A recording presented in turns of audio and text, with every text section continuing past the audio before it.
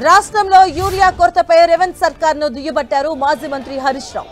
బస్తా యూరియా దొరక్క రైతులు గోసపడుతున్నారంటూ తెలిపారు. నిద్రాహారాలు మాని యూరియా బ్యాగ్ కోసం ఎరువుల షాపుల వద్ద పడిగాపులు కాస్తున్నారని ఆయన చెప్పారు. కేసీఆర్ హయాంలో గజ్వేల్లో 26,000 మెట్రిక్ టన్నుల యూరియా అందుబాటులో ఉంచిన విషయాన్ని గుర్తు చేశారు.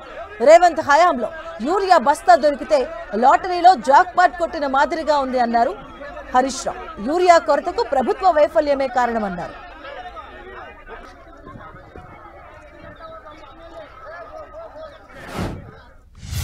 ఒకప్పుడు గజ్వేల్కు కేసీఆర్ గారి ప్రభుత్వం ఉన్నప్పుడు 26,000 మెట్రిక్ టన్నుల యూరియా తెచ్చి స్టాక్ పెట్టినాం. గజ్వేల్ రేక్ పాయింట్ల 26,000 మెట్రిక్ టన్నులు స్టాక్ పెట్టినాం. ఈ సంవత్సరం ఎంత వచ్చింది తెలుసా? అంత కొట్టే తిప్పి కొట్టే 3-4 వేలు రాలే. 26,000 ఎక్కడ, 3-4 వేలు ఎక్కడ? మరి ఏడ చాలుతుంది? కేసీఆర్ ఉన్నప్పుడు 26,000 మెట్రిక్ టన్నుల యూరియా గజ్వేల్కి వచ్చింది, తిప్పలు కాలే. ఆటో వానికి ఫోన్ చేసిన 4 సంచులు వేసుకురా అంటే వేసుకొచ్చిండు.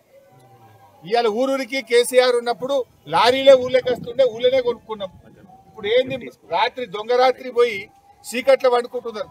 కాలరాత్రులు తలపిస్తున్నాయి రేవంత్ పాలనలో. రాత్రి జాగారం చేస్తున్నారు యూరియా బస్తాల కోసం.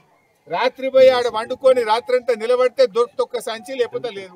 ఆ సంచి దొరికితే లాటరీ వచ్చినంత ఉన్నది కథ.